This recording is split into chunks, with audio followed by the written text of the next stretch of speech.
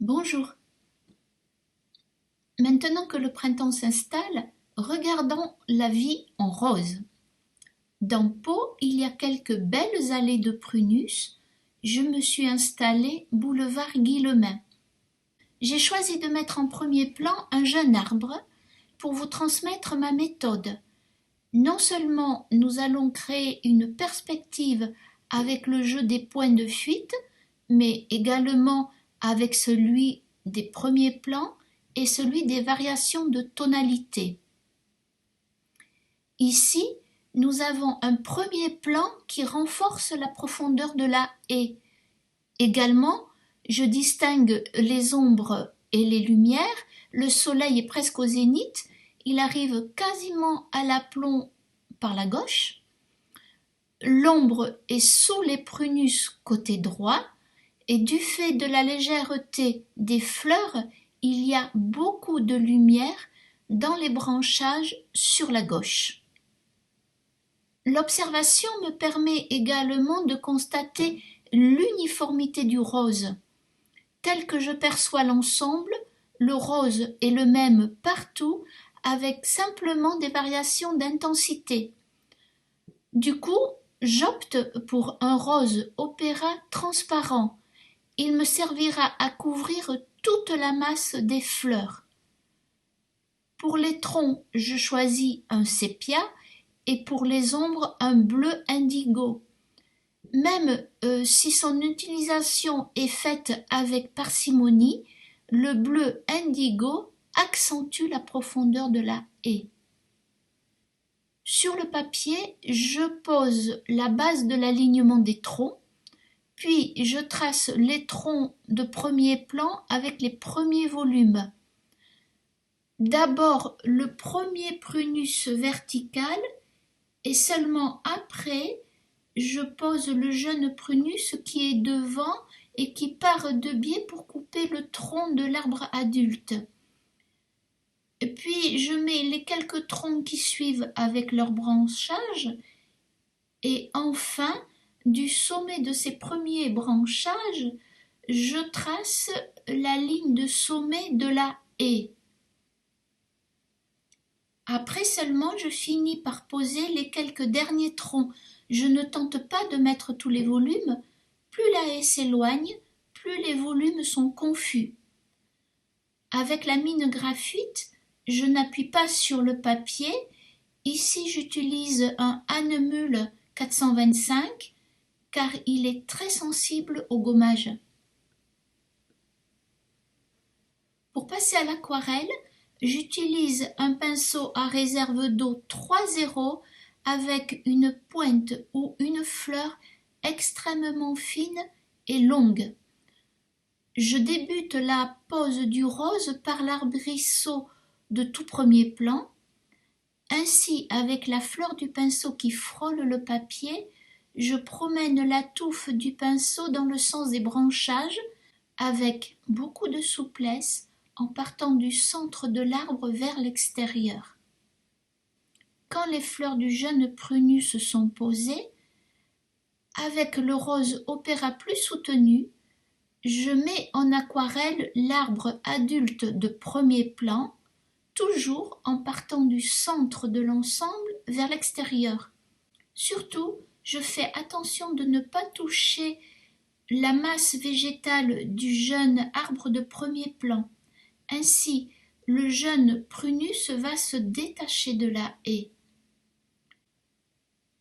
Avec ma touffe extrêmement légère et uniquement avec la fleur du pinceau, je fais le tracé de mes branchages par le biais de petits zigzags extrêmement légers.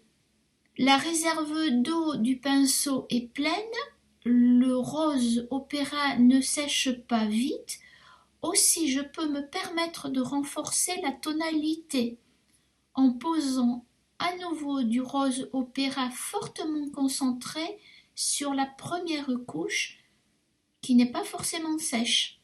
Attention, je ne lave pas la masse de fleurs, je ne fais qu'un passage léger avec la fleur du pinceau qui frôle le papier.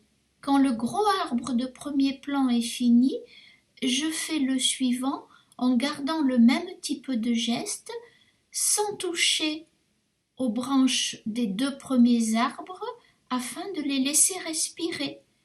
Et je diminue en intensité de rose. Je diminue de façon très subtile. Et plus je m'éloigne de ces premiers plans, plus l'intensité du rose va diminuer.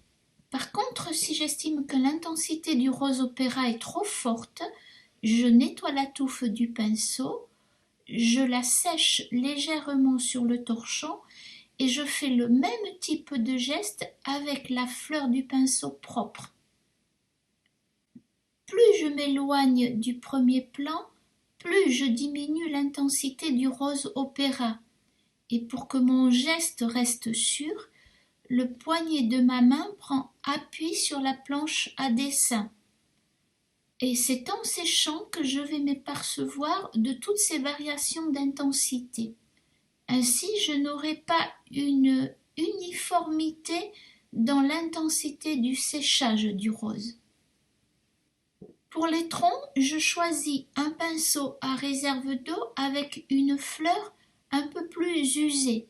Et contrairement au travail des volumes du rose opéra, pour le tronc, la réserve d'eau du pinceau est presque sèche. Donc, avec une touffe propre et remplie d'eau, je prends le sépia avec la fleur du pinceau que je n'écrase pas dans le godet, je la tourne sur elle-même pour garder la forme effilée du fuseau. Puis je retire l'eau du ventre en épongeant le ventre sur le torchon et sans toucher à la fleur du pinceau. Enfin, j'écrase légèrement la pointe de la fleur pour avoir un aplat.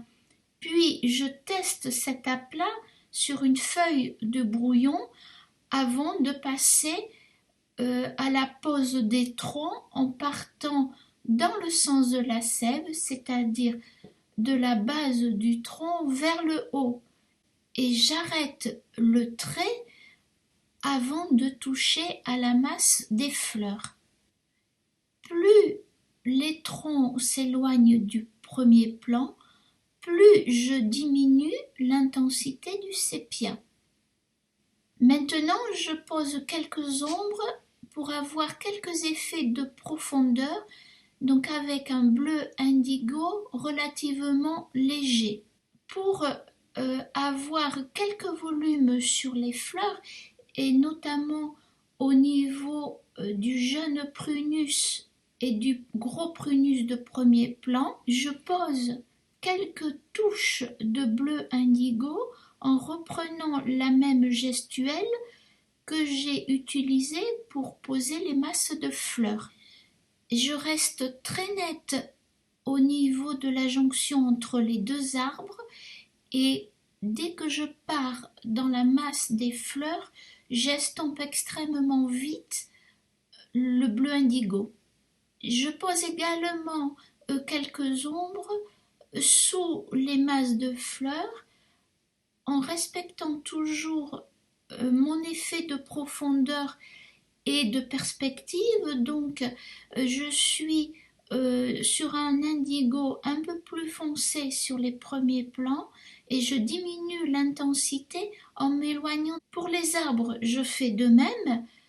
Je reprends le geste que j'ai utilisé pour monter les troncs, mais avec un tracé beaucoup plus fin.